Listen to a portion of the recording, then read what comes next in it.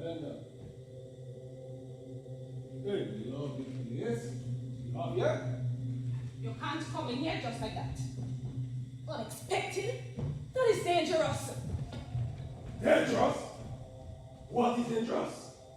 Have I not been here before? Quiet. Speak softly. You have to go. Oh, but you said I can visit you sometime. Yes, but not here. Not in my house. Christian will soon be home. I can't find you here. This place knows me. It knows my game, my life. It knows my works, Black boy! my journey, life took place here. Black boy! And now I am back to fulfill my destiny. Do you remember the moments? Yes. There were ups and downs. You are an unpredictable snake. You made me suffer. So what do you want now? I will make it once mine. Your heart knows it. Your heart is as you want me back, don't you? Your children love me. You kept them in ignorance. You never wanted them to do us so much. You always bribe them. And they enjoy that.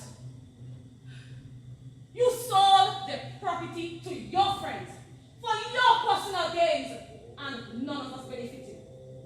You cannot try that again. You cannot try that again. They are bigger now and they have grown. We have all grown. I am a different man. A man of higher class. A man with a better heart. Caring and passionate. And I reach out beyond the oceans to protect you. I will make you the happiest woman ever. Once and for all. And the children. Oh, don't worry about them. They will be fine. They will grow to love me again. They will feel at my feet. They will find eternal hope in me. They will never be hungry or unhappy. I will make a way for them. And no the Canaan has ever done. They will believe in me. I'll follow my footsteps. Like Christians follow Christ. Leave! Leave! You said that before. We have heard that before. You keep bringing the same bells in my ear. Well, listen to it, my dear. Listen to the voice of freedom. Listen to the voice that takes you away from the misery. Misery? What misery? Is Christian treating you right? He's trying. You know every relationship has its drawbacks. Don't pretend you have not tasted it. You had your chance. You had your chance. Now leave. Please leave. I shall not be moved! Black boy, please leave. You are confusing my mind, and all of this is wrong. I should not be here. I should not be in a house that I have to build.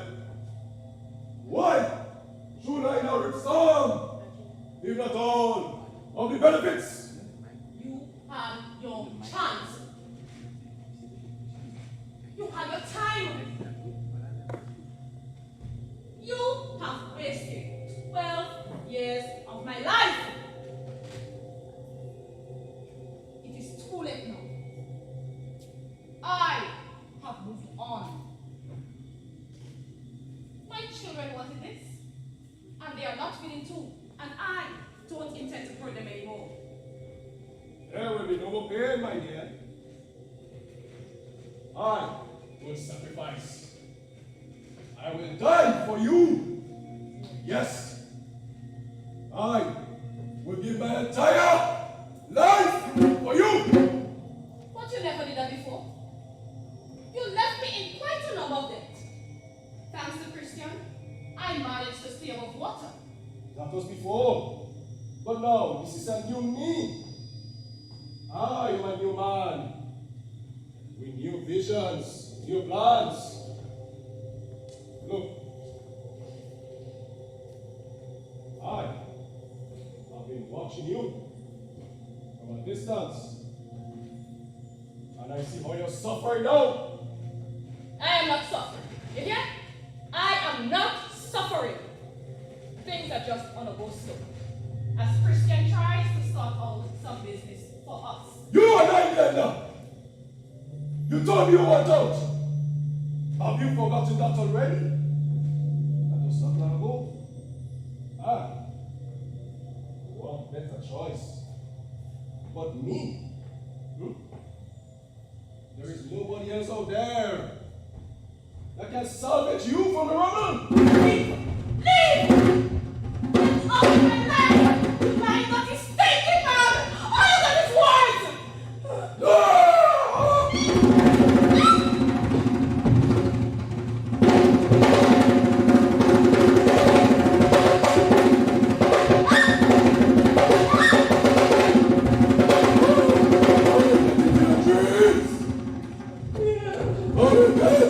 Into your future!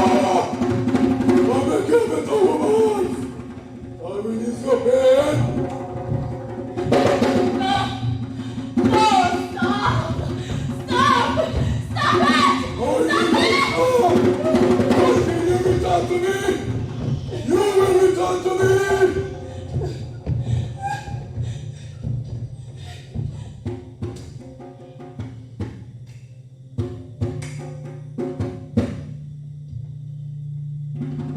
Look me in the eye, my love. Focus on me.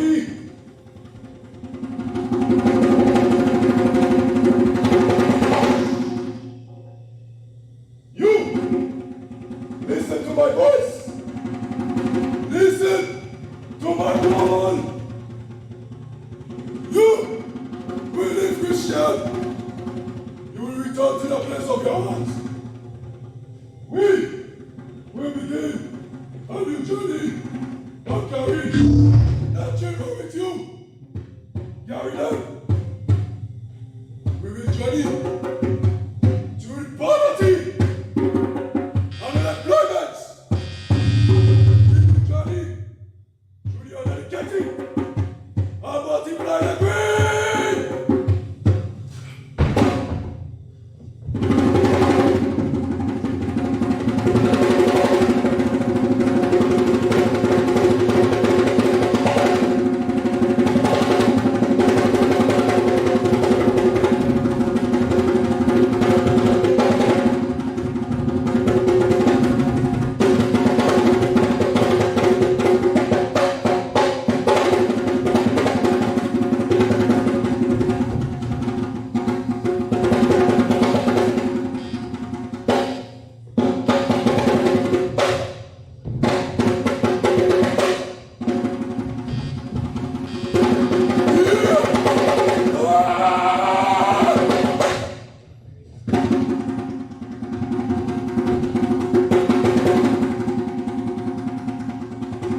Protect I and I from the trap set for me. Into your hands I submit my spirit. Almighty, deliver me. Yes, deliver me. Cause despite the struggles and fight, I smile, everything is alright. I say, thanks for life, Almighty God. Thanks for life. Me piece of shoes that fitting me tight, but I go mash up a party tonight. I say, thanks for life, Almighty God. Tell them I'm born to make it. I have to make it. I'm born to make it. I must make it. Tell them I'm born to make it. I have to make it. I'm born to make it. I must make it. Yes, I said, oh yes, too blessed to be stressed. Protect I and I from the trap set for me. Into your hands I submit my spirit. Almighty, deliver me. Yes, deliver me. Cause this despite the struggles and fight, I smile, everything is alright. I say, thanks for life, Almighty God. Thanks for life. Me piece of shoes that fitting me tight, but I go mash up a party tonight. I say, thanks for life, Almighty God. Tell them I'm born to make it. I have to make it. I'm born to make it. I must make it. Tell them I'm born to make it. I have to make it. I'm born to make it. I must make it. Yes, I said, oh yes, to play.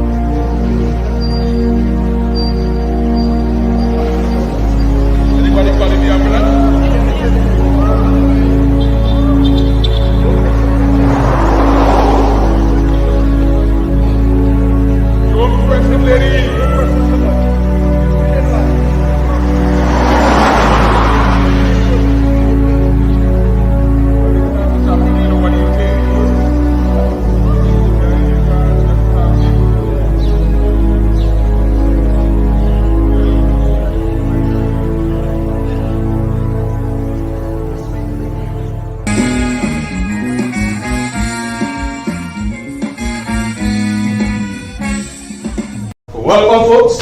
Today's meeting is a simple one. And let me tell you something. Make it short and spicy. This is criteria time. Okay? So let's discuss. You want us to judge or you want us to just put Listen, people where you want us to the put? first thing we're discussing is lyrics. For me, What I'm do you giving want it about 0 plus 0, 0. It was a Number 6. Number 6. But you're retarded? Number 6 don't have no originality in the lyrics. I find number 10. There's something wrong with you, sir. We don't judge you for lyrics alone. Originality, you don't differentiate. But it doesn't have any originality. It's the same thing from everybody else. No, Listen, I number 10. I find number 10. Watch, number 10. Me and number 10 go way back. We supposed to judge on the day for fear. I reckon- Who know about that? Who know about that? You like newcomer. But that was But we silly. plan. Everybody just stop. Wait, Yeah, you have voice sticking in? Wait, sit down, boy. According to the criteria, who popular is who get through. What do you think about number 1? We have number 1 for votes. Number 1. No, it's okay. It's okay. All right. Let me Listen. keep it. Not number 1, you're number 1. Okay, let's. Finally, really. You say number 7? He feel he only come every year. Exactly. We will plan the first 4. And And everybody else, we just shuffle it. You put Yeah, number 1 and shuffle say it. Russian. Same thing every year, same thing every year, like that. So you get. That is so trying to expose us with what we doing. This whole thing is not making no sense. Everybody have their point. Everybody have their favorite. I have my favorite too. But we have to be careful. We can't be carrying on like this. What if somebody outside hears us? This information right here, it must be kept confidential. We cannot keep people confused. I'm damn confused.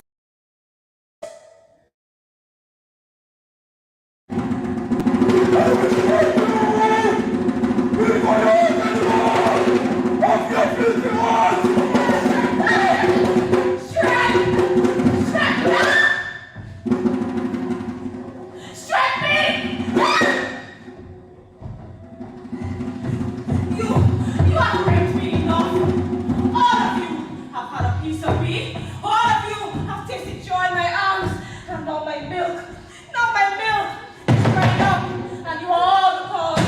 Strike me to blindness! Strike me to blindness! Like how? You are blinded. Everyone who believes in you. Strike me, black boy! Strike me to bend of Protect I and I from the trap set for me. Into your hands I submit my spirit. Almighty, deliver me. Yes, deliver me. Cause despite the struggles and fight, I smile, everything is alright. I say, thanks for life, Almighty God. Thanks for life. Me piece of shoes that fitting me tight, but I go mash up a party tonight. I say, thanks for life, Almighty God. Tell them I'm born to make it. I have to make it.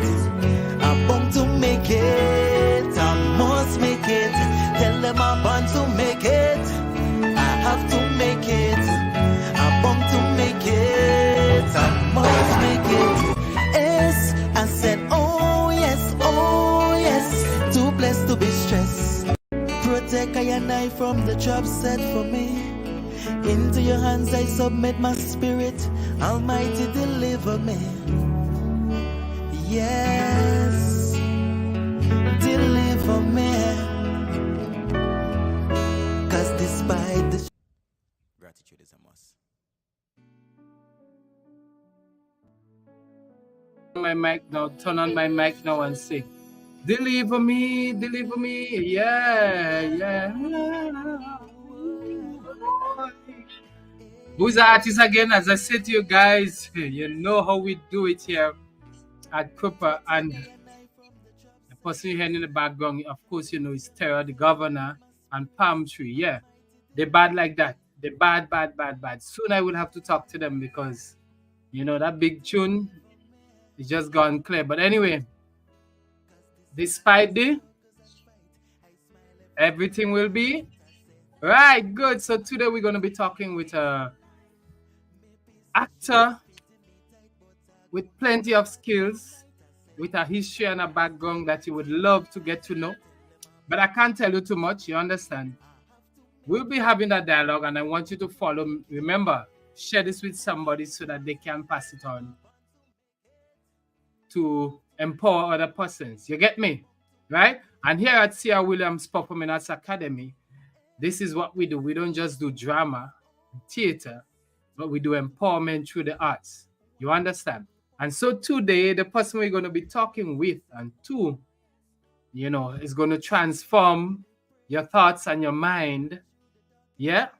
We're going to show you that the value of the arts here in Grenada, that we don't need to travel far to get this job done, guys. It's happening right here in Grenada.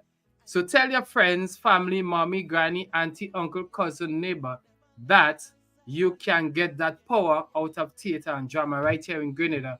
And if you sign on to Cooper. But our guest, you will see him shortly. Hold on, man. Hold on, Ollie. Hold on now. I was just showing you a few snippets of the things that he has been doing. So I'll give you one more piece before we bring him on, because I know he's in the background there waiting. You want to talk to Ollie? Hold on, man. Hold on. Right? It's a moment to share because we are really proud. And we are sharing that proud moment with the world. Tell your friends, theater and drama has value. And today you're going to see why we've been saying that for a long, long time. Now, look at this.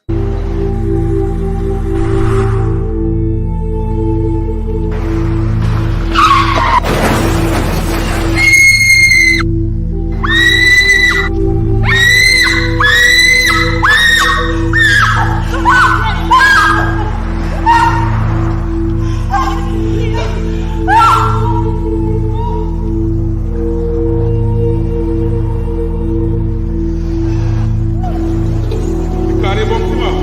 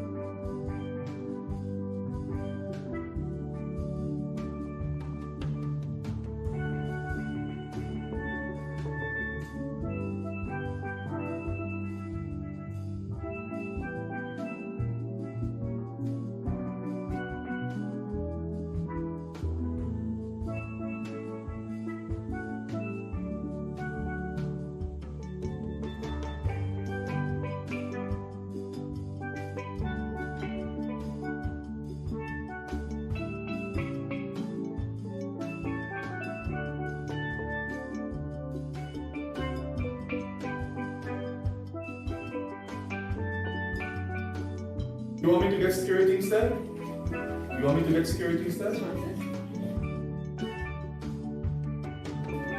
That is not me. That is you. Miss Francis, It's you. the door.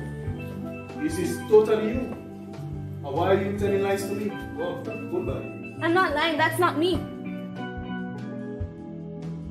Protect I and I from the trap set for me. Into your hands I submit my spirit. Almighty deliver me. Yes, deliver me. Cause despite the struggles and fight, I smile, everything is alright. I say, thanks for life, Almighty God. Thanks for life.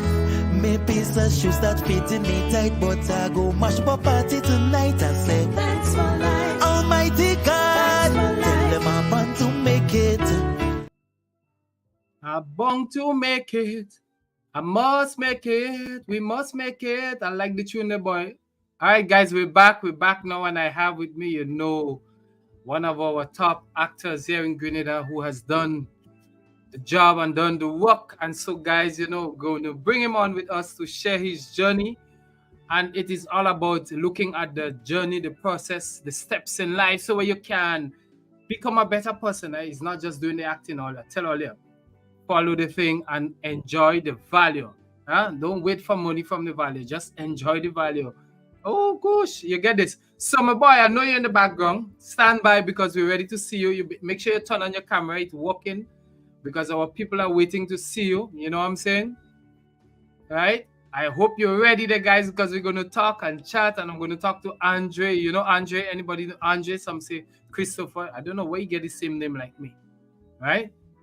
So make sure you're ready, because when I put you on, the people are going to be asking questions. And guys, feel free to ask your questions, because I'm here to talk to you, to show you that we've been doing a lot of work here at Cooper, looking at the arts, and I'm talking about the performing arts, the creative arts, but looking specifically at the performing arts in terms of the drama, the holistic development, the music. Yeah, we have a lot to talk about. But anyway, get ready to meet our guests. And guess who it is? Let me show you who is coming up. You want to see who is coming up? You want to see who is coming up? You want to see who's coming up? All right, he's ready. Andre, you there? If you're there, turn on your camera and your mic and everything. Let's go, because I'm bringing you on the screen to join me. You understand? Make sure they could see your face. Don't hide and seek here, right? You're coming on. Hold on. All right, guys. Guys, you see. You could see on the screen. Make sure. All right. Right. So if you could hear me say yes, you could say hi to your people out there because they're watching you already. Yes, good night, French. I can hear you. Good night to you and good night to the viewers. Those who view the live. Pleasant night to all of you. Blessings. Pleasure.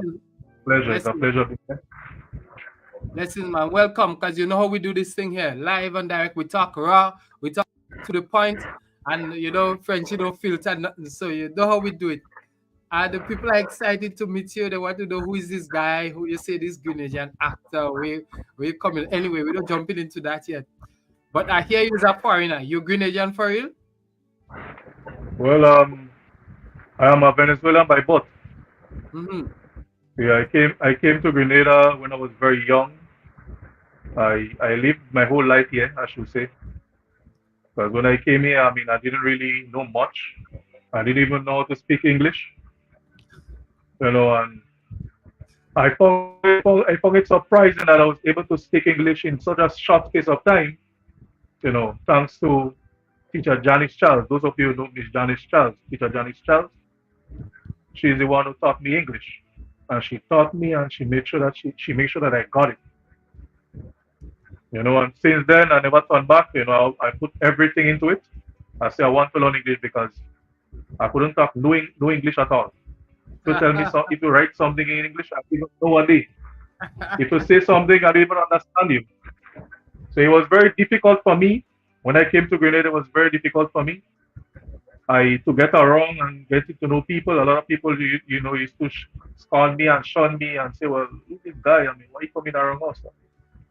Where you from? I never see this guy. I look at him. He's so, He looking so alienish because you don't know me. I mean, I'm not from Grenada, and, trying to make friends and all that. It was difficult for me. But when I started getting into the English, I started learning English and I started getting the language. Then I started making friends. But I was not a popular person. I was known as a nerd because, or the geek, as people would say, because I would more read books or more being science stuff. So people used to see me as a nerd. So I didn't really make it much of the popular friends. So I made more nerdy friends because that's when they saw me, they say, well, yeah, I can talk to that guy because that guy, he's just like me. So I can talk to him, I can be his friend. And that's how it is. Oh, interesting. So, but I had to ask you that. I mean, everybody who come on here, I ask them, so where you went to primary school? In St. David? Karen?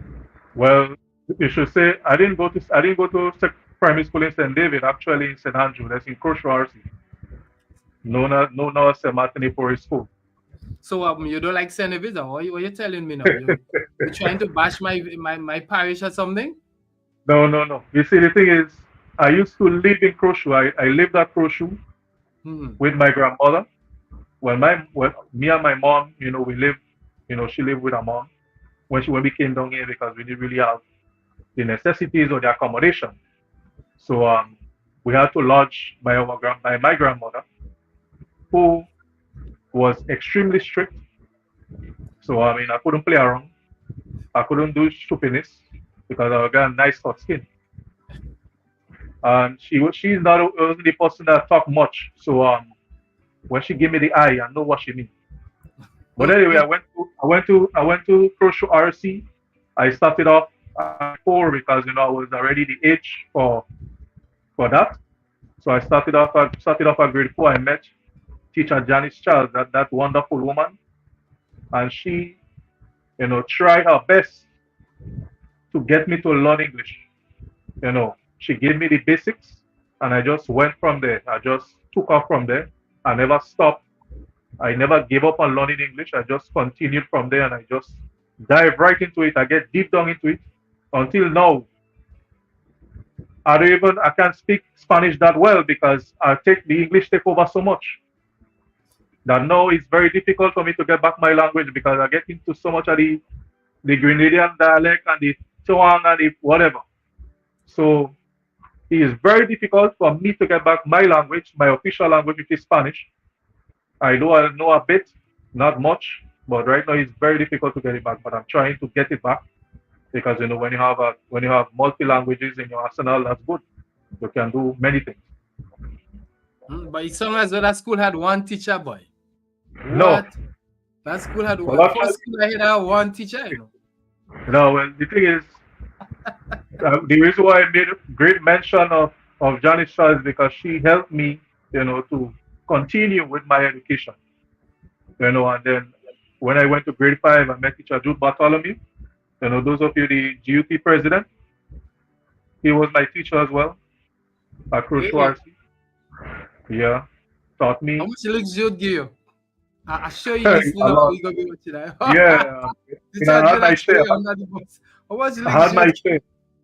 I had my share of licks because, I was the one that I wasn't the one to listen very well. I wasn't, so I used to always get licks, and sometimes getting my work done and all that, I would give a lot of problems with that. So I used to get me licks. I used to homework or whatever, I used to get me licks for that.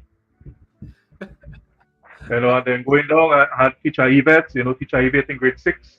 That lady was a special lady to me as well because, she will come to me, make sure that I know my maths properly, make sure to teach me, show me what I have to do and all that. And she took it from there. And then I appreciate all these teachers that taught me in Crochet RC, these three, who got me right up to common entrance. I was able to sit my common entrance and I passed. Wait. You're making Crochet sound like the best school, man. I didn't know all that going on in Crochet. Nice school, so what trouble is that? That is Crochet is a school in the bush or something? I thought it was a school in the bush, like. Yeah. Well, that school had mango around it and thing. Yeah, a lot of mango, lot of fruits. Yeah, at the time, I mean, a lot of fruits. I mean, come on. Sometimes, the black ants. All the black ants is there be me short on my collar, my neck, on my pants. So going to some of them are, sugar apple always have black ants. So you know what going on there. And I love sugar apple. So then I always will be on the sugar apple tree, and when I come out the real ants on you, real black ants. Oh, so When I go back Alicia to the TV labor thing too. Okay.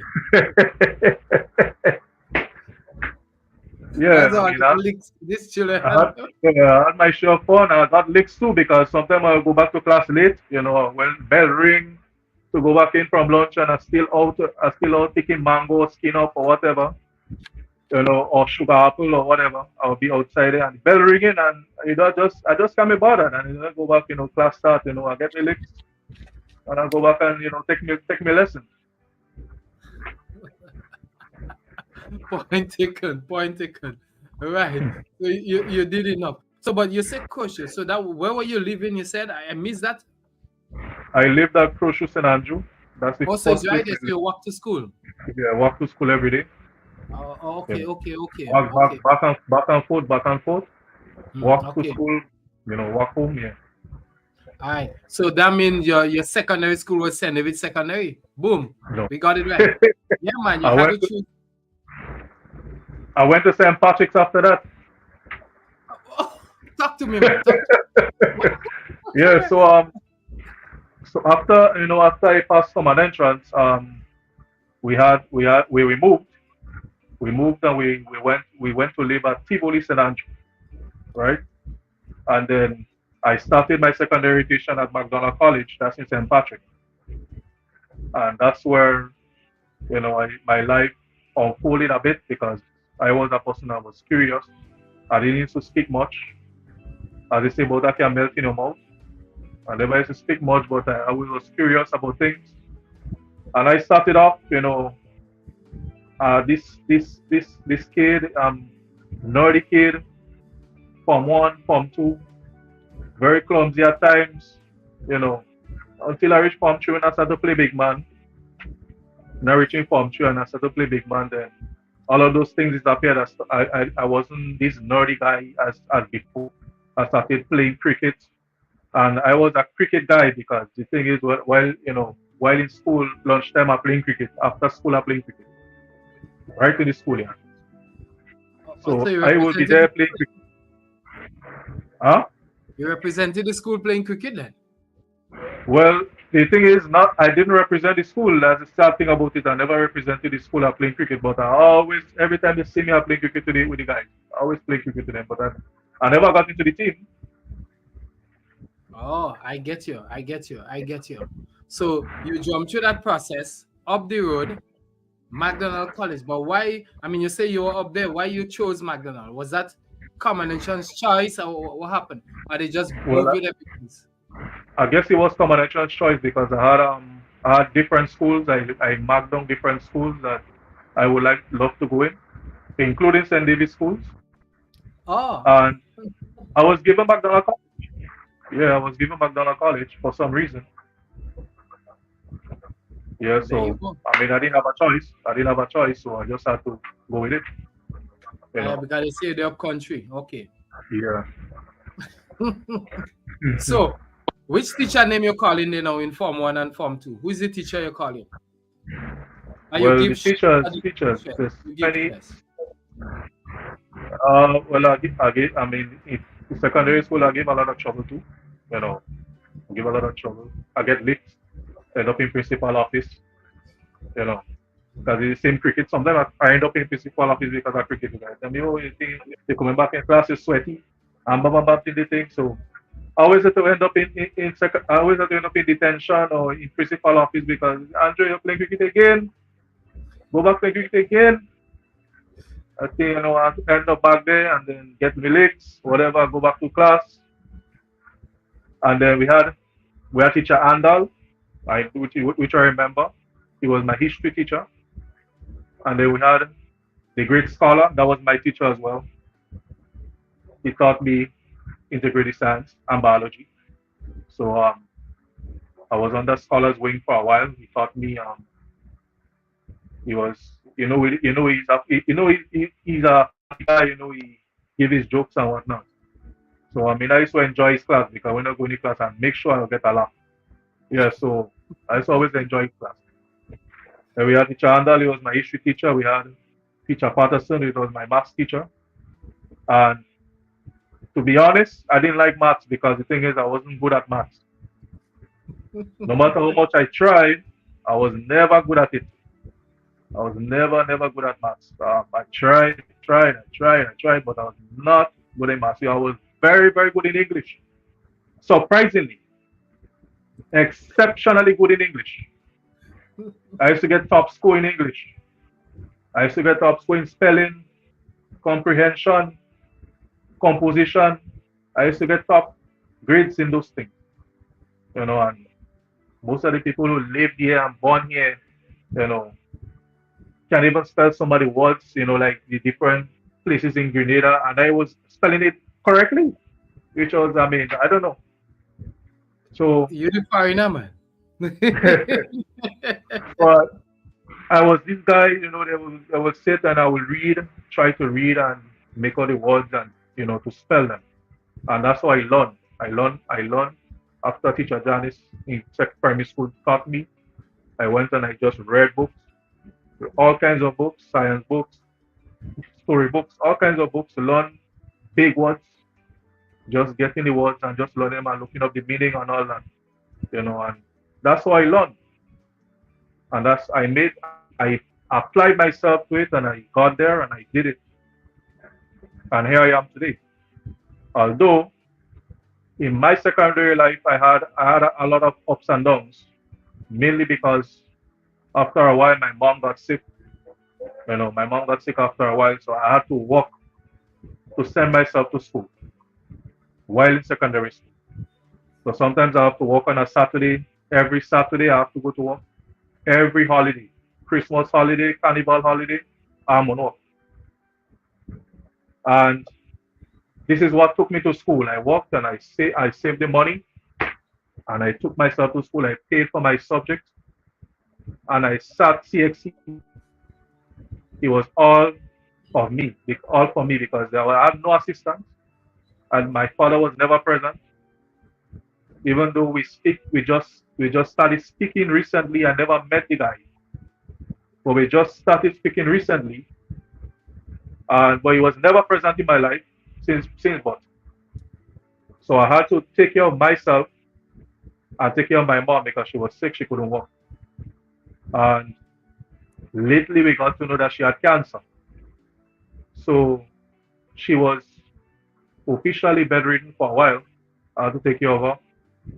So going through secondary school was really rough for me because I had this on my mind. My psyche was different because you're in class and your mom is at home and you're thinking, well, you could get a phone call anytime. They could tell you, well, look, something happened to your mom or whatever.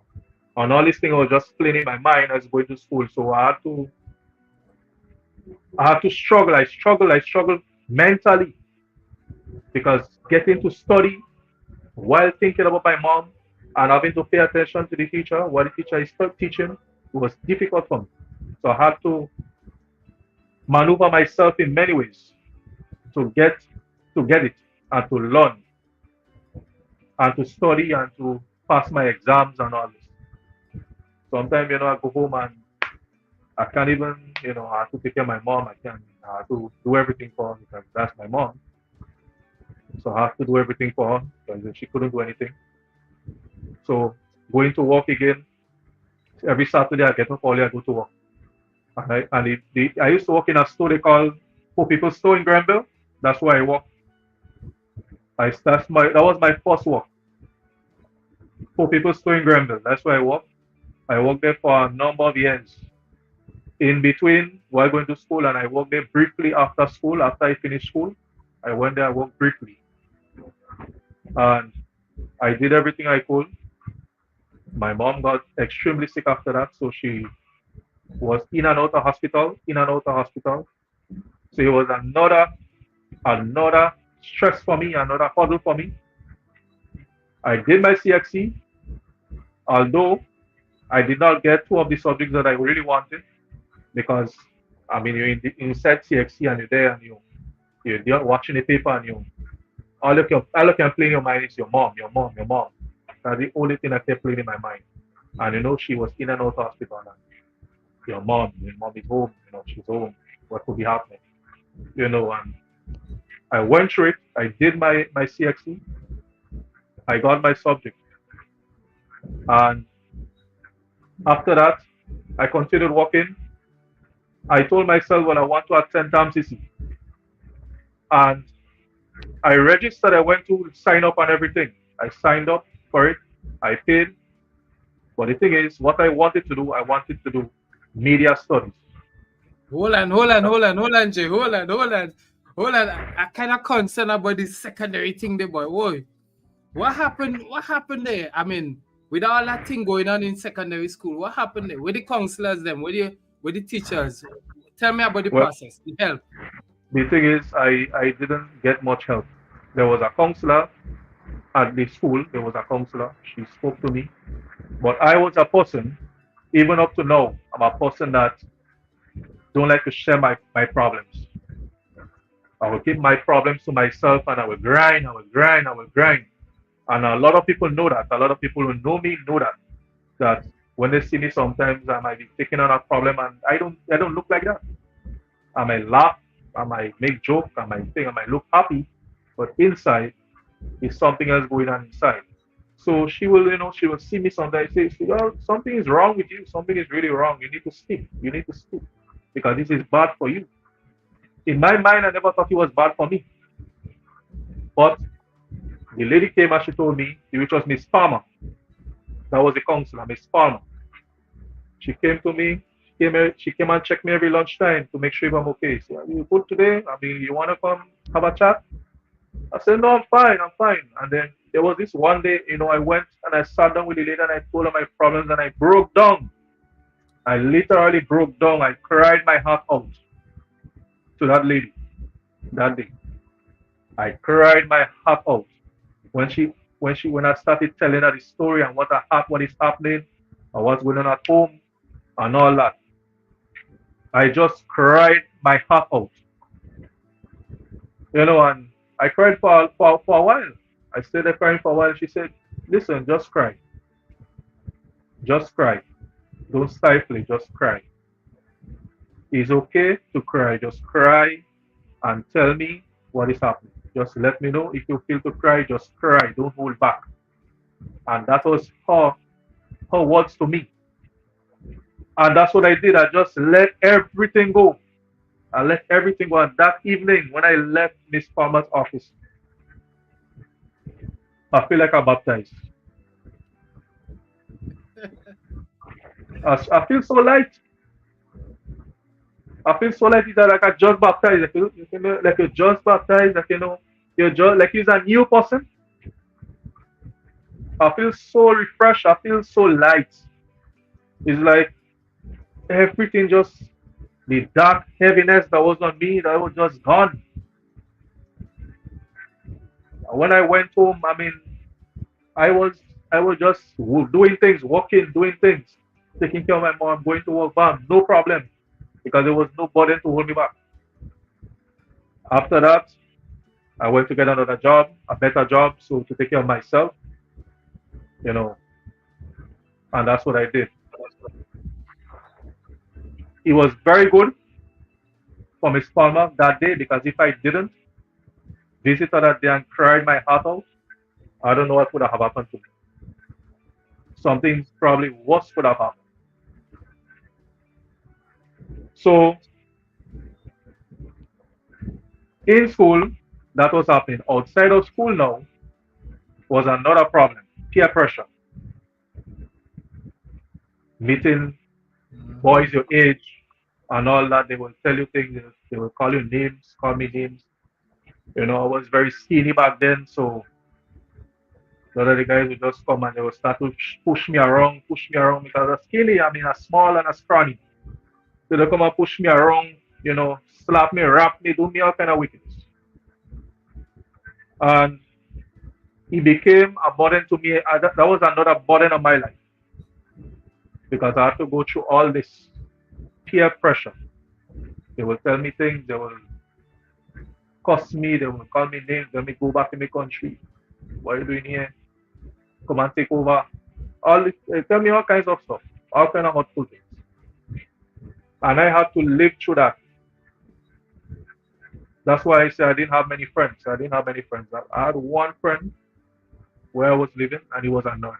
And that guy would come by me, he will sit, we'll talk. And he talk game, he talk about different stuff, science stuff, all kind of things. Because he was annoyed. So that was my friend. Sit and we talk, and I bonded with him. We talked, we discussed different things, and he had me feeling better with myself because I didn't have anybody to talk to. My sister, I have one sister. My mama, only two of us. My older sister, she's another backbone for me because she helped me as well. Her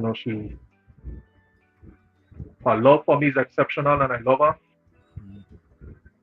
I will always love her because without her, probably I don't know, probably wouldn't be even the same here today.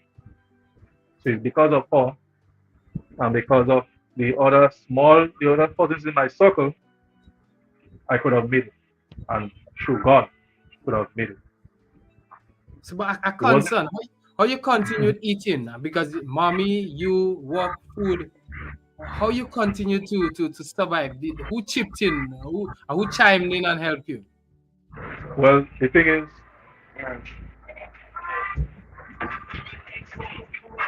I was not eating very well. My health started to decline because that's why I said I was very skinny because all I would just do is go to work, come back home. I had no time to eat because I was always thinking about my mom. I was stressed out, thinking about my mom and all that. So that had me going. So it was very stressful for me. It was a very stressful situation for me. I had to eat. And the thing is, what really got me through that? There were friends that I had who helped me along. Right? There were people who came in along and assisted me. Not much, but they came in and they assisted me when I was down. When I needed somebody, they came and they assisted me. I also have 2 aunts overseas who supported me as well. One even gave me a trip to England because she saw how frustrated I was, how depressed I was, and she decided to step in to help me. And it was very difficult for me. But through it all, I had to get a meal plan from the doctor and all that because I wasn't eating well. I was eating mostly junk. Because I go to work, sometimes I buy junk and I will eat, and that's all I will eat. Sometimes I had nothing to eat. Sometimes I had to run by the neighbor to get a cup of rice or something, or whatever. Sometimes I didn't have anything. So whatever I had, I made it do. Even small as it is, I made it do. And that was my life. I never was hospitalized for any of that because I got through it eventually. The thing is, the greatest hurdle of all is when my mom passed away. When my mom died, it was like if something in me died. Because I was so close to my mom. That day, she had died at the hospital. She was not at home. My sister was with me because, she came and spent the night with me because she realized. And we was living together at that time. So then, my mom went to the hospital. That was the last time she went to the hospital. She went there. I went to visit her the night. I stayed with her the whole evening. The doctor told me I will have to leave now because he have to attend to her and so forth. And I didn't want to go, but I left. And I could hear her calling me back, telling me come back. The tears in my eyes running down my eyes as I went to the hospital. Next day, the phone ring. I mean, I was scared to pick up the phone. I was extremely scared to pick up that phone because I knew it could be bad news. Because she was at her worst. But anyways, I did pick up the phone. Said, Mr. Sylvester, you have sad news. Say sad news. I said, what happened now? Say, well, we did everything we could, but your mommy died last night. Last night she died, the night after I left. I could hear her calling me back. She died. During the night she died. When they came in the morning to see she was dead, they called us. And from that time, I went through a severe depression. Severe. I locked myself in the house. I didn't go out. I wouldn't eat. My sleeping was very bad because I couldn't sleep. I locked myself in my room and I wouldn't get out of that room. And this darkness, this heavy darkness just came over my life when I realized that she was gone. Sadly, for me,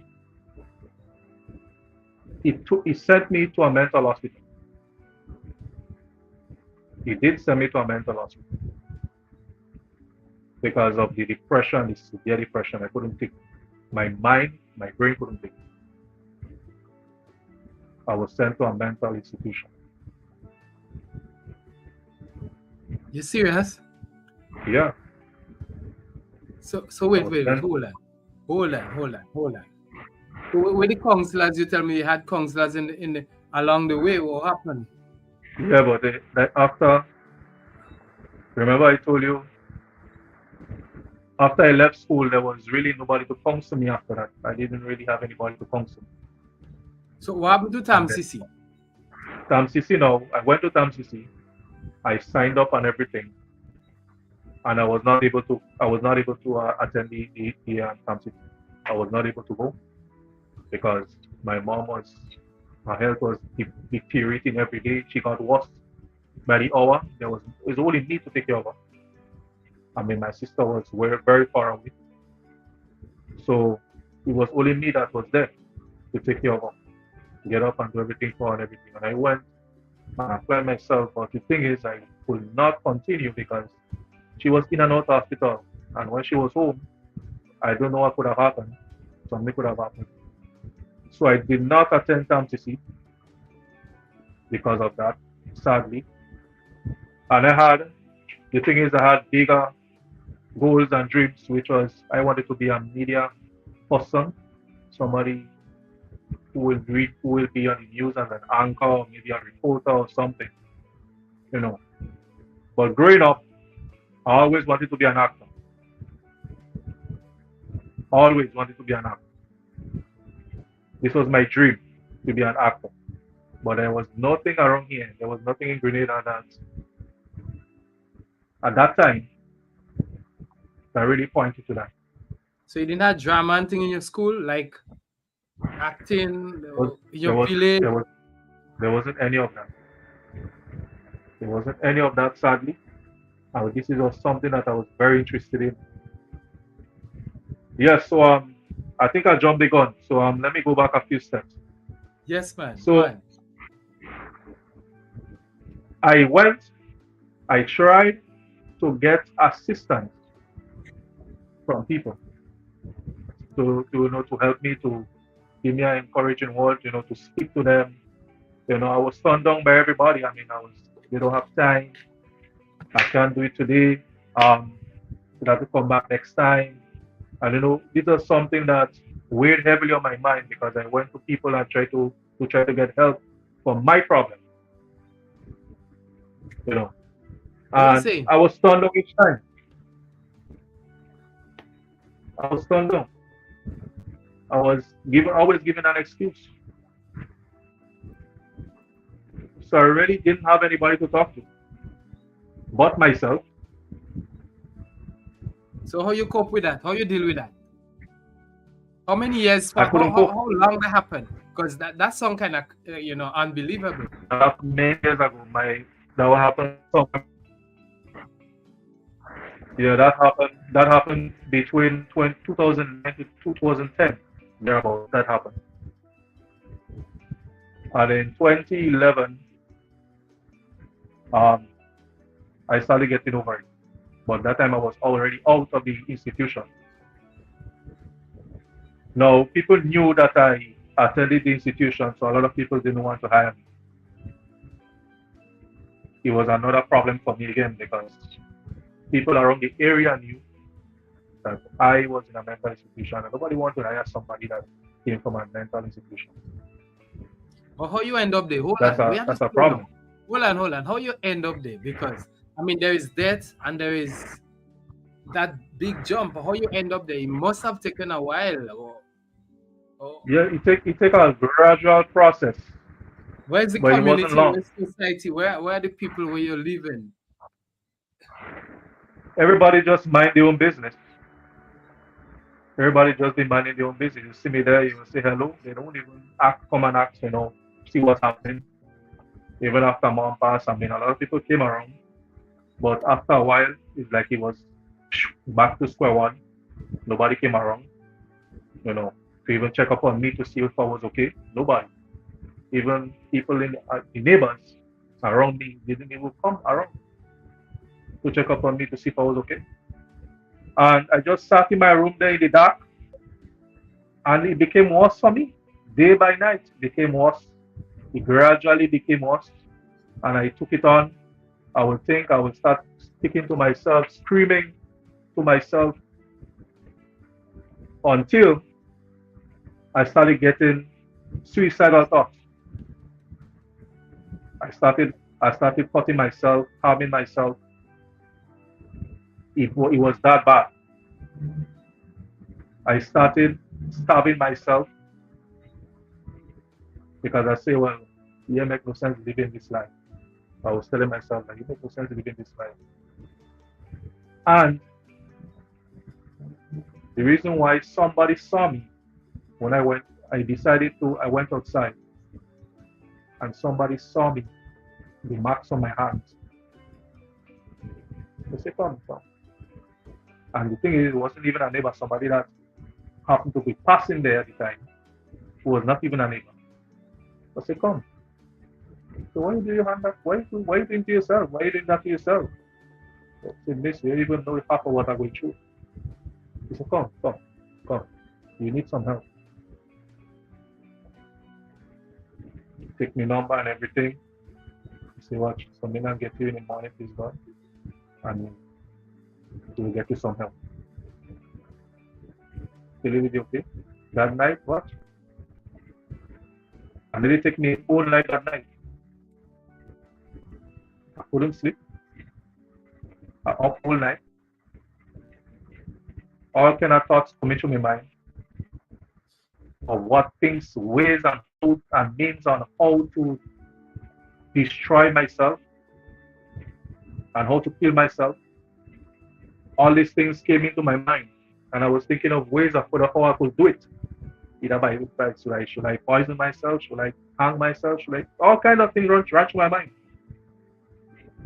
And then, bam, that was it. After that night, when I got up the next day, I just started smashing things, started breaking things. And that lady came, and she saw me doing that, and she called the authorities one time. Because she said, look, you have to come and get him now. He's going to do something to himself. The police came to get me. Then they said, no, this guy, he needs to see a psychiatrist now. I saw my psychiatrist.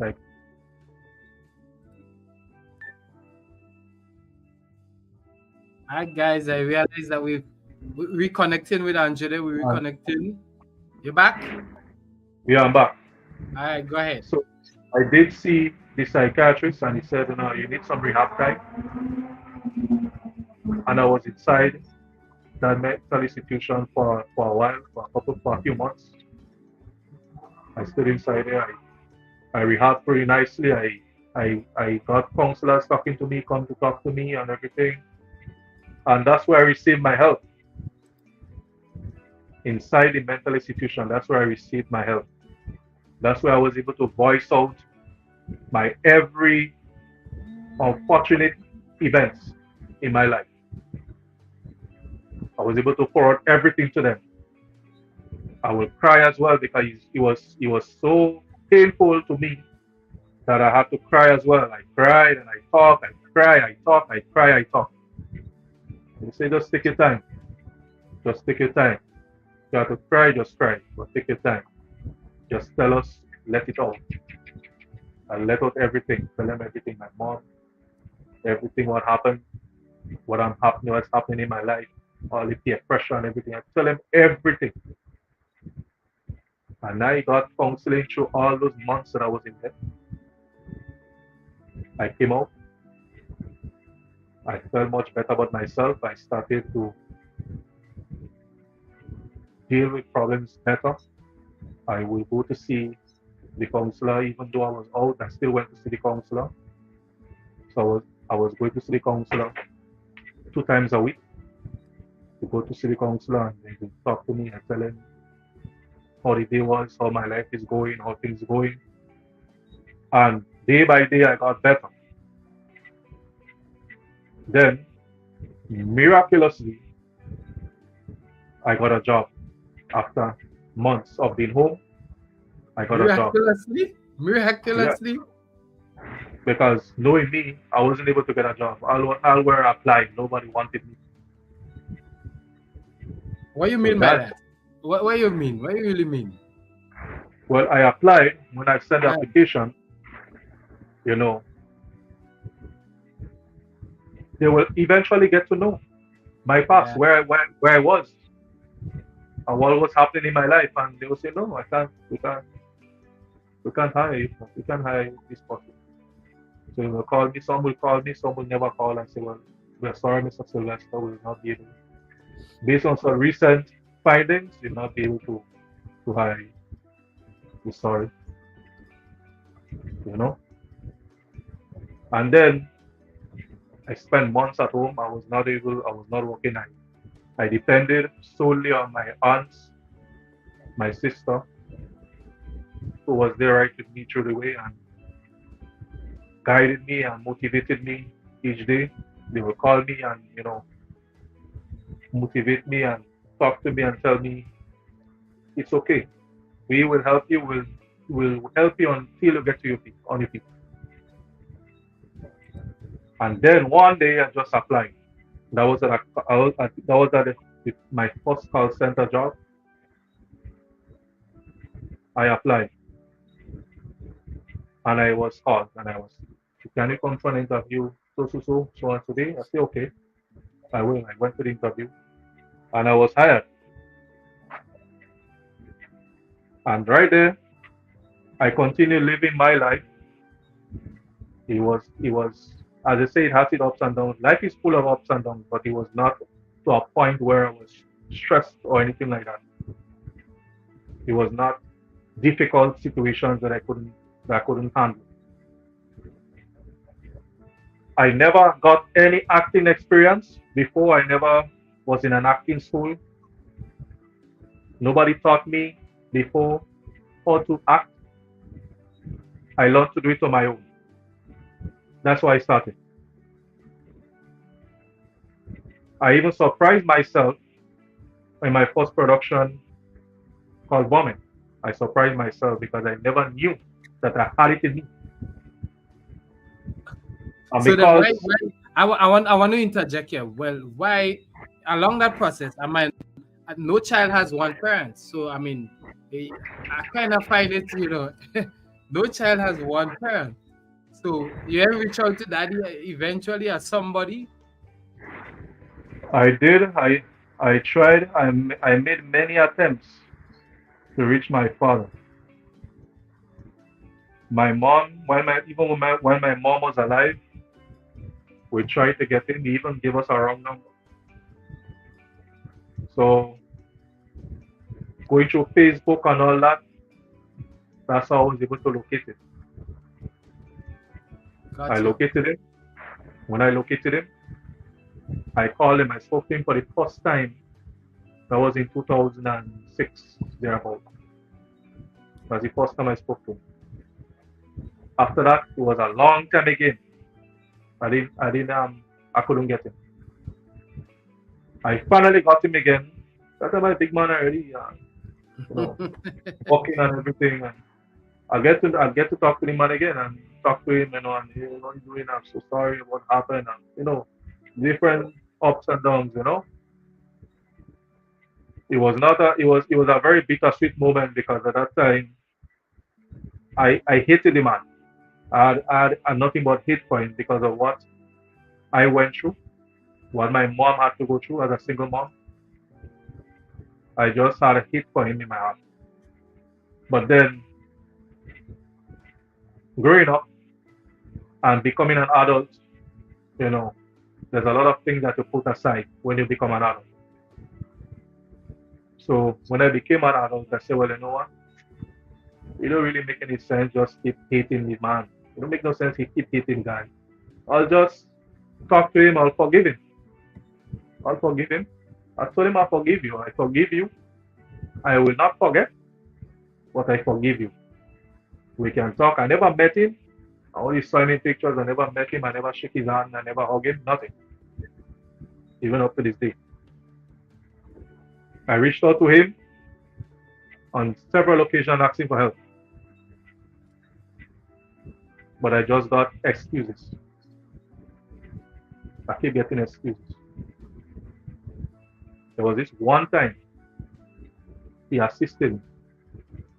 He sent some US for me. And I was able to take care of many of my expenses and my needs and so forth, and buy a little grocery and whatnot. I was able to take care of that. After that, I was excuses again down the road. So I say, you know what? I'm not asking him for anything again. I'm just gonna do my thing.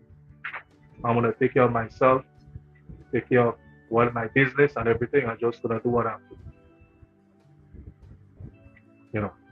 It was very tough for me with him because growing up and the things my mom had to go through as a single parent, having 2, sometimes 3 jobs to take care of me and my sister. It was tough. And knowing he was never wrong, he never even turned back, he never even tried to locate us.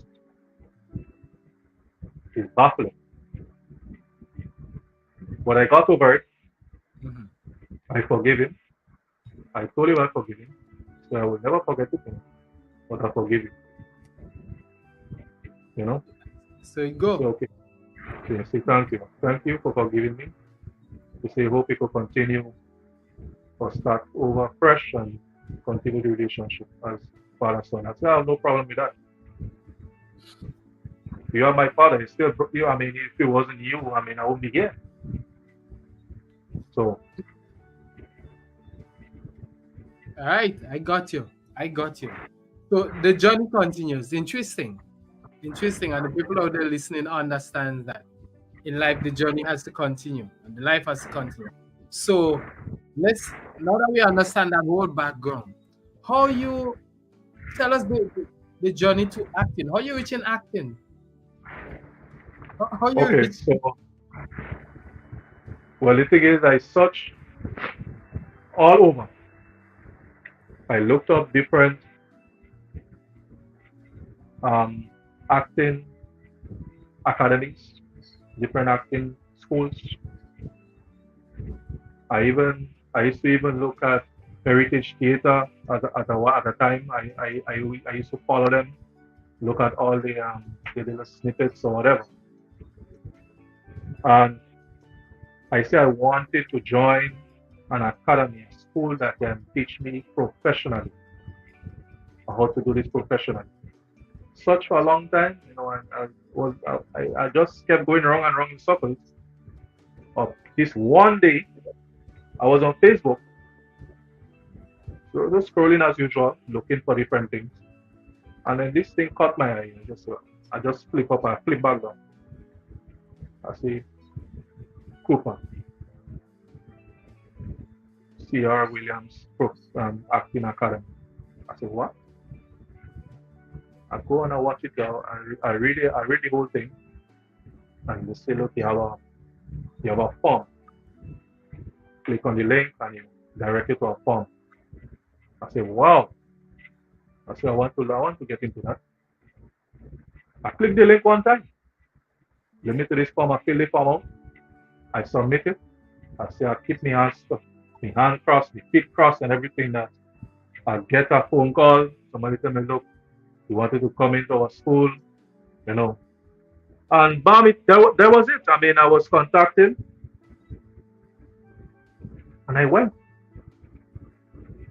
And listen, when I came in, I mean, I already knew the basics, but I didn't know the whole structure of acting. I mean, for me, I thought acting was just going on stage. You go on the stage, you get a piece of paper along the lines, and they go on stage and they just do what you have to do. That's what I thought was it, but then I was wrong. So when I came in, I met you, I met everyone, all the actors, everyone. I met everyone, and I was so warmly welcomed. It's something I will never forget. I came in, and I was taught the process is a tough process.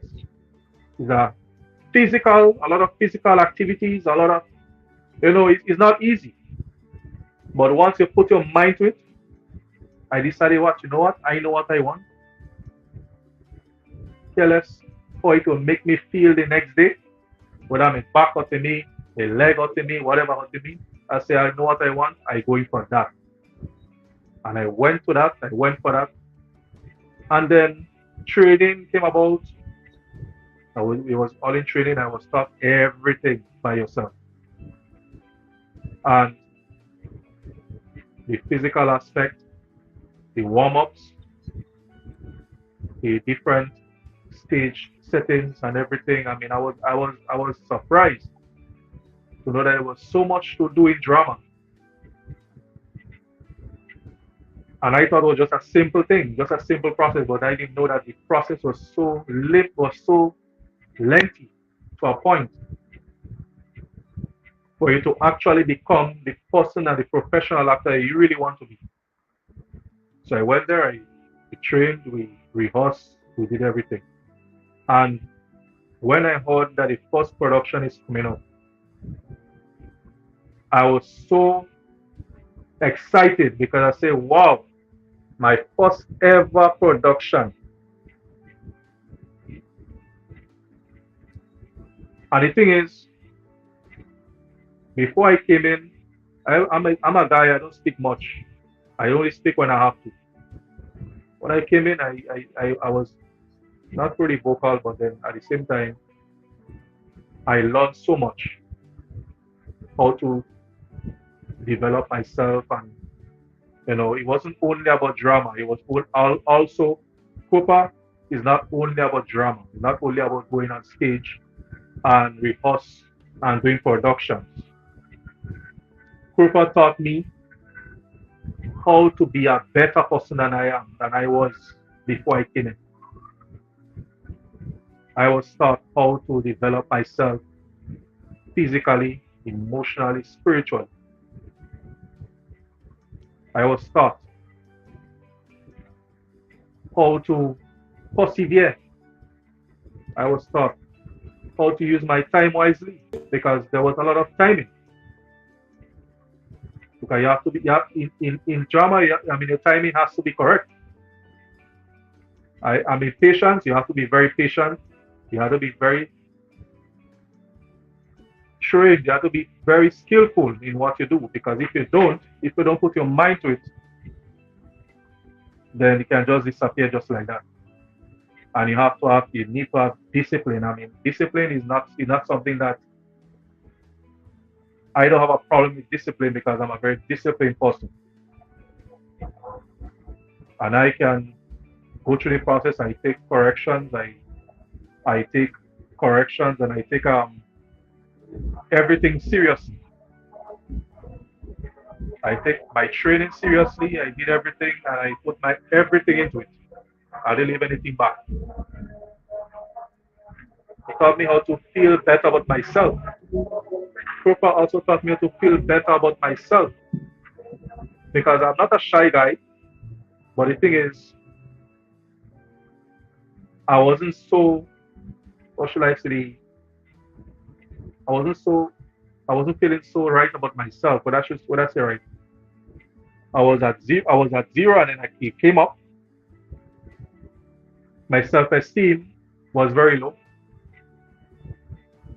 at the time, because I didn't feel too good about myself. But then when I came into Cooper, all that changed. My self-esteem went right up. I felt better about myself. I could do it. I could do things I never could have done before. I could speak to people well. I could go about and live my life well, proper. You know, I don't have any problems learning anything. I apply myself and I adapt. And this is the things that got me through to my post-production. So many weeks of training. I went to every training.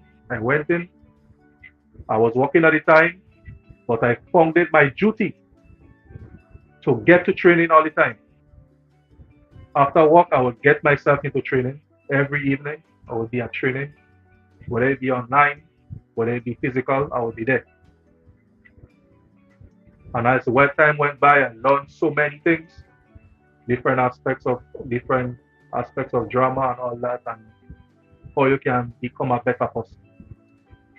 Also lets you able to, to showcase yourself, to tell stories about yourself. Just speak up, share your process, share your views, share your thoughts about life and everything. And we was given that opportunity. We could sit down as a group, and we will be asked to just share thoughts on our life, thoughts on the process of the drama, what we just did, and everything. And it was so great, because nobody went home and didn't say anything. Everybody was able to share and give their input, give their insight about how the training was, how stressful the training was, or the physicality or whatever. But at the end of the day, everybody went home with substance. Even me, I went home with substance every night. Every night I go home, I feel better about myself. Because I say, today, we did this, we did that, I learned this, and it was so good. The experience was so great that if I could have started again, I would have definitely started again, just to go through that process. And then going through all that, and then my first production came around. I mean, I was nervous. I mean, I'm not really the type that just get nervous so easily, but I was nervous. My first production came, everything was just done right. I had my little hiccups because, I got hoarse in between rehearsing and production. I was extremely hoarse at a point, but I still fight through. I still fought through everything. I went through everything. I did everything, and I went right up to the end, and I was able to deliver, even with half a voice. I was still able to deliver my lines properly and do what I have to do. And it was a successful show. That show, Vomit, as you can see on the screen there, That was the bomb. Yeah, so tell us what's give us a synopsis there of what's going on in that scene. What role you That scene played right. there? Well, in that show, I played the villainous black boy, man who only thinks about himself.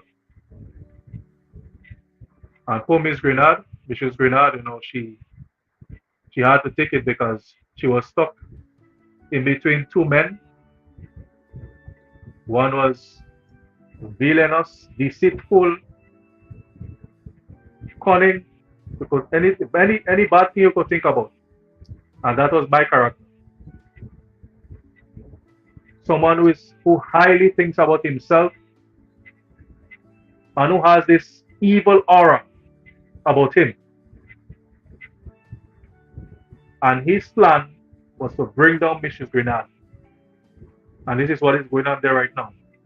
His plan was to bring down Mrs. Grenade emotionally, physically, and mentally. And that was Black Boy's plan. And as you can see right there, he was just throwing words.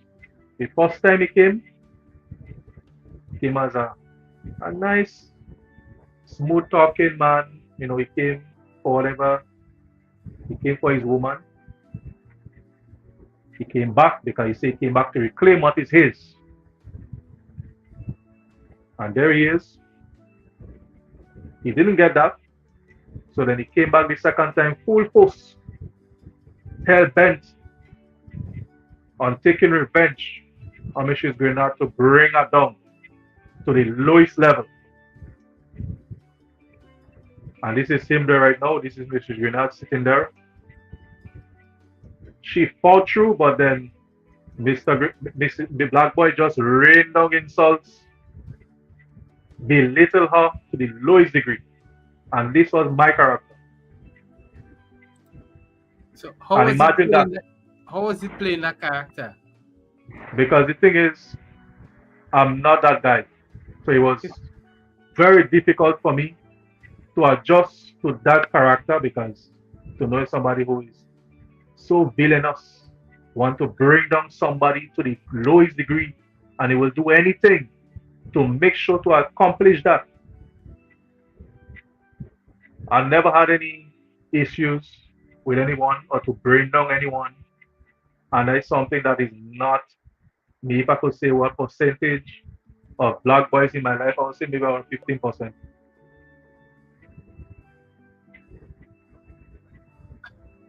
So That's more. interesting because it seems like you say you didn't do any acting and something, but you had the basics, and now you were groomed into that process. Because you're looking at the character. Tell us, because most actors just, as you say, just want a script and they go on stage.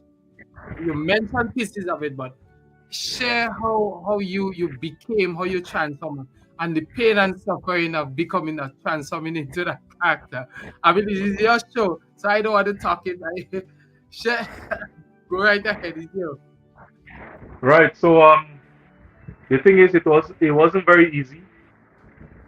It wasn't easy at all, because the physical aspect of it was terrible, because you had to do so many different exercises while warming up. So it was very difficult for me at times. It wasn't too much for me, but at the same time, I mean, knowing me that I hasn't been so physically active when I say like to doing exercises and so forth. Getting to do that now, my body like was so cramped up, because my body said, well, I'm accustomed to that. I mean, I'm accustomed to that kind of thing. I mean, I have to stretch here, stretch that, and pull here, and go down and come up and put up the legs so, and put up the foot so. I mean, it was terrible. It was terrible for me. But after all, I went through it. Then learning the different aspects of drama and the history and all that, and getting to know your blockings and setting up your blockings right, and learning where your blockings are and where you have to be situated and the things that you have to do, because the rehearsal again is very tough because you have to keep repeating different things, because sometimes if you don't get it right, you have to repeat it. You have to keep going back and forth and repeating it to perfect it. So I mean, it wasn't a problem for me because I had to keep going.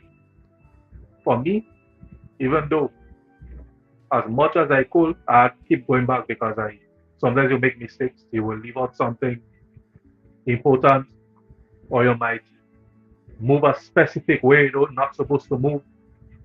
And that's why I say timing is very important. Because if you don't have the timing, or your timing is incorrect, then a lot of the things that you do on stage, it can determine the training that you get. So Dr. Williams was trying his utmost best, even though we get him we get him irritated at times because sometimes you have to keep going back and forth, back and forth, back and forth. But at the end of the day, it paid off. It did pay off. And I do appreciate that because from the time I signed that form, the Google form on Facebook, so now I feel so happy to be a part of C.R. Williams Performing Arts Academy. And it is not just about picking up a script. The script is another thing, because if you don't know your script, you have to learn your script for a certain time.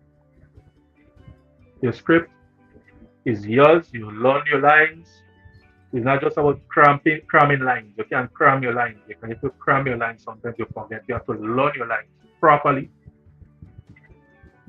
And it's not just about just reading your lines or going through your lines. There's certain things that you have to speak a certain way, or sometimes you might have to raise your voice at certain times or lower your voice at certain times. So the pitch has to be different. The timing has to be correct. Your voice control needs to be on point. Your connection to the audience needs to be on point. It's not like looking to the audience, not watching the audience or talking about your connection. They must connect with you. While you're acting on stage, they must be wow. When they see you, they have to be wow.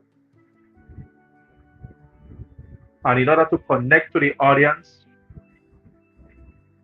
you need to have a good mindset, and you have to be in tune with your partner.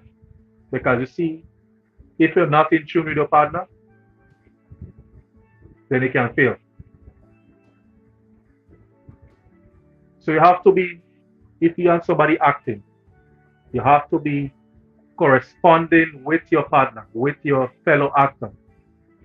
And both of you need to blend in at a certain point to make the whole scene a success. Because if you don't, she pull in here, you pull in there, it's gonna flop. And not only that, when you're on stage again, there's so many things that you need to look at, there's so many things that you have to be attentive to, because sometimes listening again is very important. If you have to listen, in case your fellow actor forgets a piece of a line or piece of his line, you have to be attentive, because sometimes you're on stage and you never know. I mean, nobody's perfect. I might be on stage and I say, well, yeah, I got this one. And I go on stage and bam, I forget a line. It happens. But then what do you do when that happens? Is that your fellow actor needs to pick up that one time and just chime in from there. Just come in one time. Make it look like a line wasn't forgotten. Because if you break character, and breaking character is another thing, you cannot break character while on stage. Because if you break character, or you laugh, or you talk to your fellow actor, which is not concerning the lines, or you might look at your audience, then the show is spoiled, the whole scene is spoiled. So in order to have a good production and a good scene and good scenes, every actor has to correspond with each other.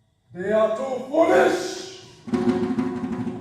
Don't they know the value of education? But you deprived them of that opportunity. No money, no books. Look, they don't even have a tablet yet. You know what? You have only created darkness. And you shall no longer taste of this fruit. Oh, that is sour, my dear. Too sour for my liking.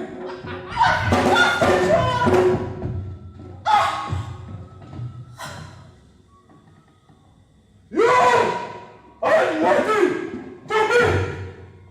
You are nothing to offer me, and you are rather tasteless. Your day of reckoning shall come. And you All shall right, all right, all right, all right, know all right, all right, all right, all right, black boy. All right, black boy. What going on with you?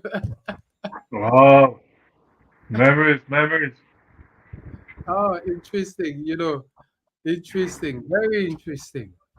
You've taken on a tough role in such a short space of time. And I'll tell you, normally when we are trained, when I went to train, they say that you do not put on stage before 2 years of training. And I decided to break the rule with you guys to see the value that will come out of it. Yeah. And you all made me proud, extremely proud. Yeah. Sir. So that's why now we could boast. You didn't just go on stage, you've done the training. Right? So what will you say to the person out there who wants to become a professionally trained actor like you? It's your turn. Okay, so anybody out there who has that dream or who doesn't have it but wants to at least get to know about it, it's never too late. You need to have that passion in you. You need to have that drive because if you just going in for the money, I mean, it's not going to work for you. You need to have that passion and that drive and that determination to make it in acting anywhere, whether it be worldwide, regionally, wherever. You have to have that passion and that drive and determination. You have to put your mind to it. If you put your mind to it, there's nothing that can stop you. Find yourself. Number one, you need to find yourself to a professional school. And I will say COPA, Sierra Williams Performing Arts Academy. That can be your first and last stop.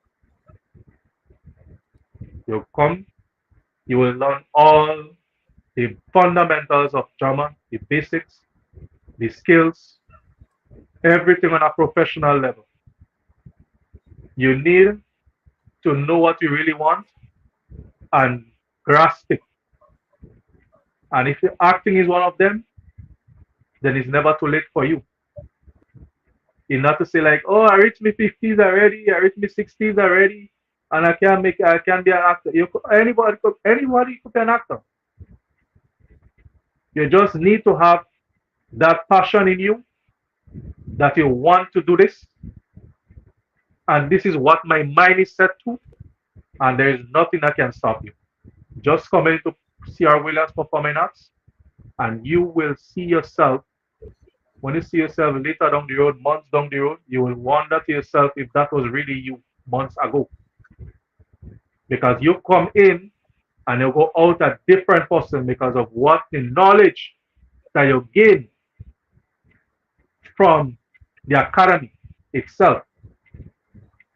The way that it boosts your self-confidence and your self-esteem alone can bring you forth to do other things. It might not be just acting, it can be music, it can be anything else. But once you have that self-esteem and self-confidence that you can acquire, those of you that don't have it, you can always come into COPA. You will come out a different person. You will come out and you will say, yes, I can do it. You will tell yourself and beat your chest and you will say, yes, I can. You will no longer say, I wonder if I could do that. I wonder if I could do this. That will even be crossing your mind. That thought will not cross your mind. You will tell yourself, yes, I can. I can do it and I will do it. I'll let nothing stop you, because the thing is, a lot of people used to laugh when I told them I want to be an actor. They say, why you are stupid is he saying this? Actor. What stupid is the boy saying this?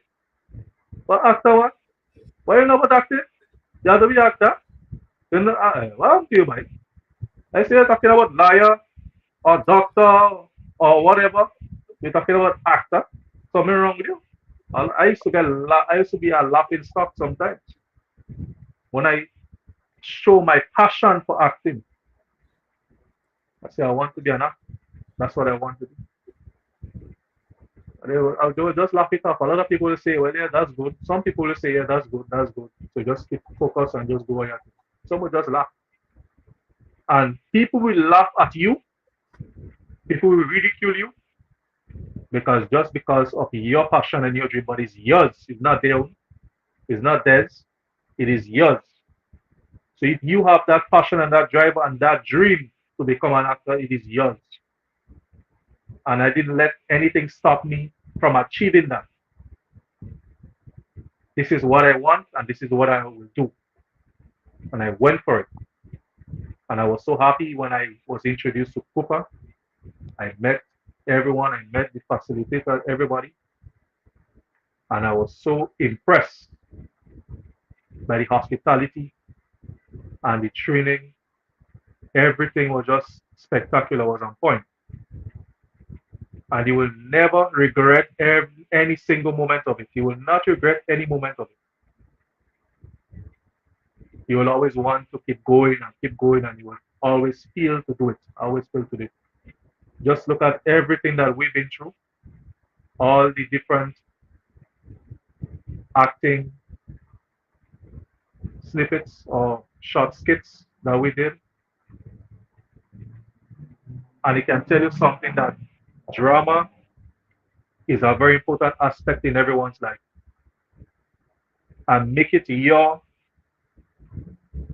most important thing in your life as a career. You might want to do it as a career, then go for it. But you need to start with an academy where you can learn the professional way to do it, not just the basics. The most professional way to do it, and then you can go ahead and do great things after that. Together with your self-confidence and your self-esteem, you can go greater. You can move mountains. So if you have that passion and that drive and that determination to do it, let nothing stop you. Just go ahead and get it. Just do it. Grab it and just go with it. So this is my words to you. If you are an aspiring actor, or you want to become an actor, this is no late story for you. There is no closing time. Maybe your closing time might be death, but as long as you have life and you can move proper, then you can try it out. If it's your dream, then go for it. Because it's a great way to go. It's a great way to improve one's life and other people's lives as well. Not only your life, you can improve other people's lives as well, because you can also be able to talk to people who are going through a tough process, who are going through a very tough time. You can also talk to others and also show them the way. So this is my words to you.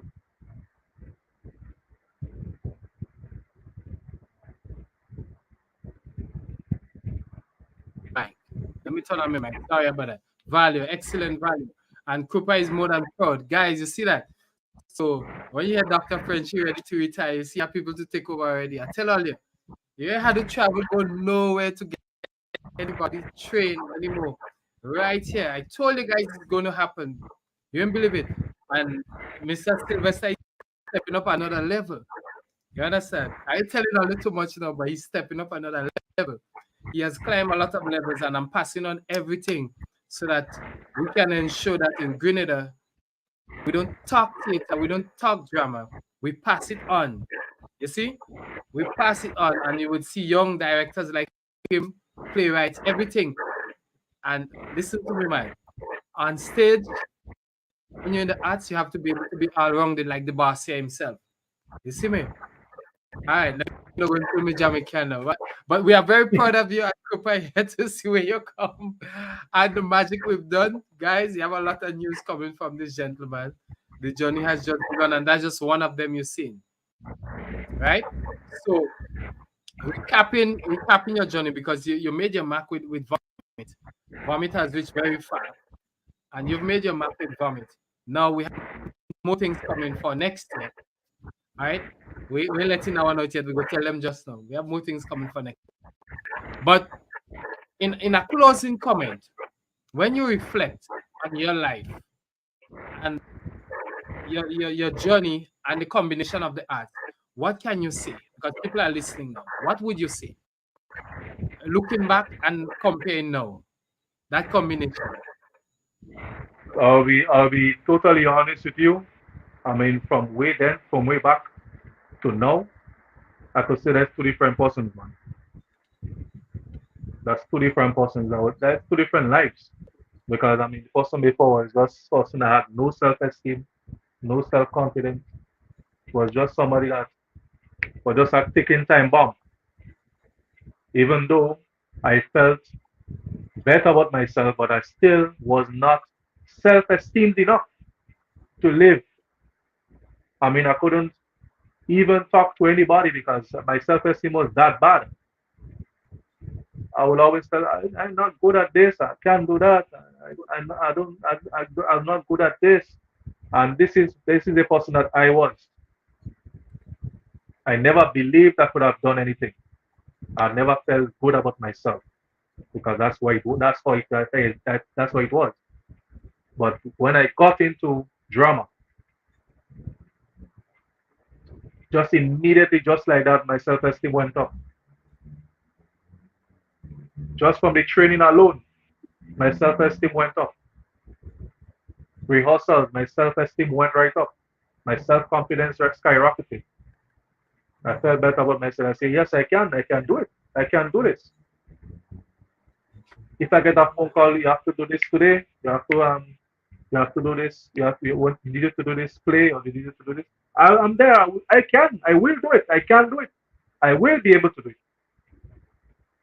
I will be there, and I will do it and do it to the best of my ability. Because I know, and I tell myself every day that yes, I can. Yes, I can do it, and I will do it. And these are my words every day. That's my mantra. Yes, I can, and I will do it. Definitely, you're the boss. You're the boss. You're the boss. And that's why you put value and that effort into the arts and the job. Guys, what you've seen and what you've heard here today is just snippets of that journey. You understand? And we see the value here from someone who has been professionally trained. And I shouldn't say, how long are you with Cooper? What's your journey like? I enclose you with your comments. You had to talk that. I mean, I'm not even there for years. I'm not even there for years. I mean, some people come in for years and it's like they still cannot grasp certain things. But I came here my first month, I grasped the most of it. In my first month alone, I took in everything. I'm just in Copa maybe around 3, 4 months, 5 months, 6 months. That's just it. And from where I was to now, you could say that I'm somebody that been there for years, doing this for years and years. But that's not so. Just in my first month alone.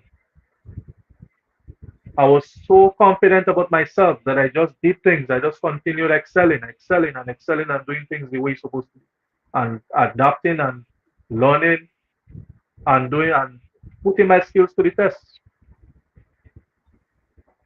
And this is it. Excellent. So your your your top point now that we say we will give this to the people because we do another program guys that we call therapy, where we go into the depth and use drama as therapy. What is your take for the person out there? Because you experience it, drama as therapy. Your final So, advice. drama and therapy comes hand in hand. It's not just about drama, that's just about going and perform on stage. You have to be mentally ready. If you're not mentally ready, it's going to be very difficult for you. So if there's drama and there's therapy, and with that together, you can work wonders. Because there's therapy when you can have different sessions, you can speak about your life, you can speak about your whole process of life and how it's going, and you can always speak out and make yourself feel happy. You can feel happy, they make you feel happy. They give you time to express yourself, and that's the most wonderful thing that I went through, because I was able to express myself through words, not just about writing or maybe drawing or maybe doing something else or maybe doing some physical exercise. I was able to speak out and express myself and tell the whole world, even through the acting, to tell the whole world my process as a young man growing up. And drama and therapy, you have suicidal thoughts, you have anger issues, you have peer pressure, you have depression, you have many mental challenges, you feel bad about yourself, your self-esteem is very low. That's where therapy comes in. Drama and therapy, you work like ring on finger. So it's not just about going on stage and then everybody just sing and you go home. Nah. You come, you sit in a group. What we do, we sit in a group setting, and we get to express ourselves. We get to speak about our challenges, about our experiences, and then everybody gets a turn to speak. Nobody is left out. Whether you're shy, you're unshy, everybody gets a time to express themselves and to speak out. And then at the end of the day, you can go home feeling so refreshed, so alive, so happy, because you were able to come to class and express yourself and speak out. And then the facilitator will also put in his words and make it more favorable for us. Because when you're sitting there, it's not just about you speaking.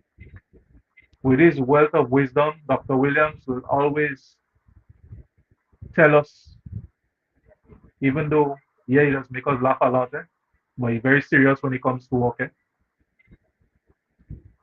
But he will come in, he will talk to us, he will tell us everything that we need to know, make us feel better about ourselves, encourage us, make us feel welcome, make us feel wanted, not wanted, make us feel at home. And this is the qualities that I've seen so far. And drama and therapy, physical aspect alone, the exercises, man, even though the next day your back break up or whatever, but it rejuvenates your body, it makes you feel alive, makes you feel so cranked up, like you're ready to do, like you're ready to do more and more and more and more. And this is what it is. So no matter what problem you might be facing, when you are in drama, you get therapy as well. You get a time to express yourself and speak out about your problems and all that. And then the facilitators take it from there, and then they try to help you as time goes by. They work with you and they try to help you out and seek, they counsel you as well. counseling is there. I mean, it's not just about drama, just come in and, oh, pick up your script and let's go. Oh, we're doing our thing. The whole exercises and everything, the warm-ups, that's all part of the process as well. Because when you exercise, you feel better about yourself. You warm up, you feel better about yourself. Wow. Even though, yeah, I mean, below me, behind me, leg out to me by ball. Yeah, going still. But in your mind, you're forgetting about all your problems because all you want to do, because the process is so, I mean, and there's a little fun in between. So it's not just about rigorous exercise and you have to day and a day and somebody backing in your head. No. You have a little exercise going on and you're getting a little time to laugh in between, getting a little laughter in between. So that helps you to take the mind off a lot of things. And this is what drama therapy is about. You nail it. You nail it, Andre. Blessings. We're going to pause here, right? We ain't going beyond that. We're going to pause here, and we know why we're pausing here. You understand? We know why we're pausing here, because there's another journey. Because, guys, soon you would be seeing, Andre would be my seat. You understand? He will be doing what I'm doing here now. So you understand what we do? We pass it on. Right? We don't hold on to the thing. You know how we do it. So look out for him. Right? Our students are brought to a level where not one person does pass it on to our students. So we thank you very much for sharing.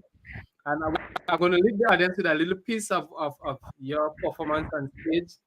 And that is the value we still add to the Grenadian people who don't need to travel anymore to get professional training in theater, drama, acting. It's happening right here at T.R. Williams Performing Arts Academy. So, Andre, your final word to the people out there who are watching, who you want to say thanks to or hi to. That's it. And then I leave them with a piece of your performance and we're out of it. So, you're in the spotlight now. So, I want to thank everyone who tuned into the live. I thank all my friends, my sister. Thank God most of all for giving me the life, the strength to be here, to do this live. Because without him, I may not be here. So we have to give thanks all the time. So I want to thank everyone who tuned into the live, who remained and who shared their concerns or who asked questions and on the live, or who made their comments. And I'm grateful to you.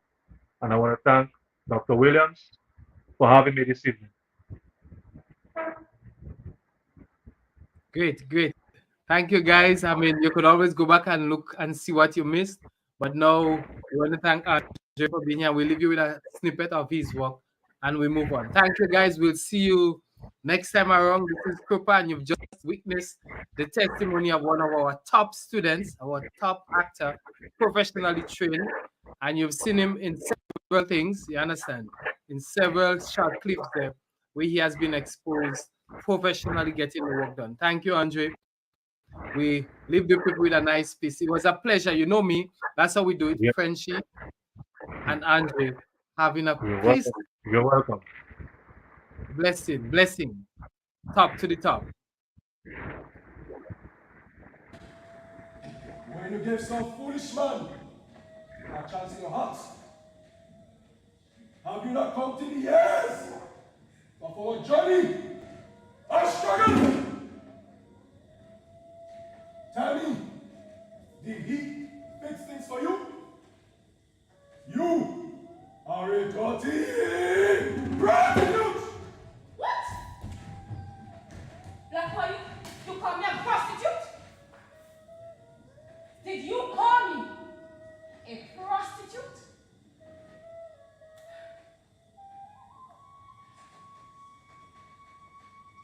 I have reached out to you, like I have done with all the other men in my life.